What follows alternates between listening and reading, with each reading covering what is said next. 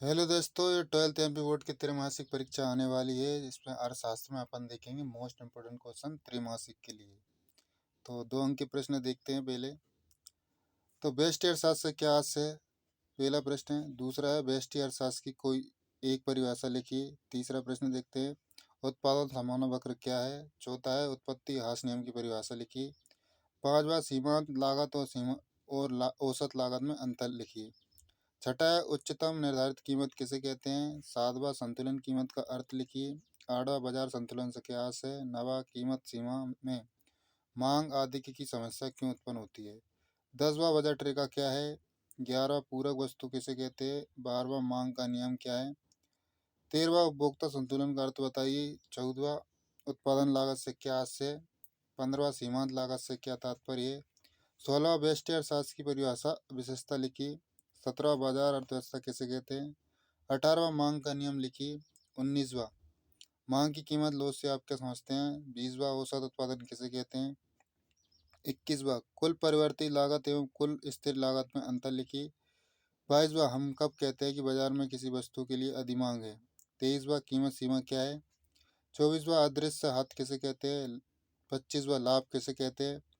उत्पादन के लिए कोई दो साधन लिखिए। आसमान पैमाने का प्रतिफल का अर्थ लिखिए। संप्राति का अर्थ लिखिए। सामान्य लाभ का अर्थ लिखिए। निम्नलिखित निर्धारित कीमत क्या है? उदाहरण सही समझाइए। श्रम का सीमांत संप्राति उत्पादन किसे कहते हैं? 3 अंक के देखते हैं। बाजार संतुलन की व्याख्या कीजिए। लाभ अधिकतमीकरण की 3 शर्तें लिखिए।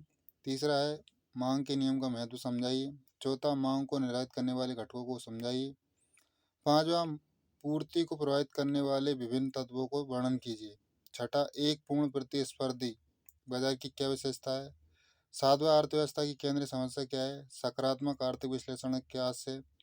नवा उत्पादन संभावना वक्र की व्याख्या कीजिए। 10वां कुल उपयोगिता और सीमांत उपयोगिता में 3 संबंध लिखिए। 11वां है वस्तु की पूर्ति को प्रभावित करने वाले कारक लिखिए। 12वां व्यष्टि अर्थशास्त्र एवं समष्टि अर्थशास्त्र में अंतर लिखिए। 13वां केंद्रीकृत योजनाबद्ध अर्थव्यवस्था तथा बाजार अर्थव्यवस्था में अंतर लिखिए। 14वां सीमांत उपयोगिता ह्रास नियम क्या है? लिखिए। मांग के नियम की विशेषता बताइए। निम्न स्तरीय वस्तु किसे कहते हैं? उदाहरण सहित दीजिए। 18 फर्मों की एक स्थिर संख्या के होने पर पूर्ण प्रतिस्पर्धा बाजार से कीमत का निर्धारण किस प्रकार होता है? व्याख्या कीजिए।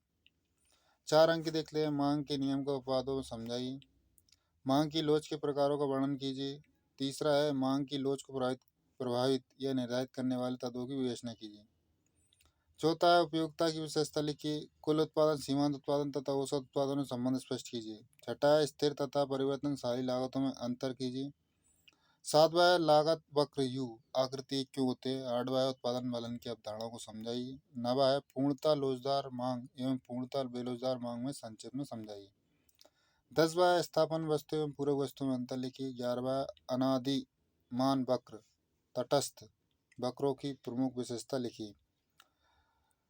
12वां है मांग के नियम की रेखा चित्र की सहायता से व्याख्या कीजिए। 13वां है एक वस्तु की मांग पर विचार करें। 5 रुपए की कीमत पर वस्तु की 15 इकाइयों की मांग है। तो मान लीजिए वस्तु की कीमत बढ़कर 7 रुपए हो जाती है, तो परिणाम स्वरूप मात्रा गिरकर 12 इकाई हो जाती है, तो कीमत लोच की गणना कीजिए। प्लीज़ चैनल को लाइक और सब्सक्राइब जरूर करना और अपने दोस्तों के पास जरूर भेजना। जय हिंद।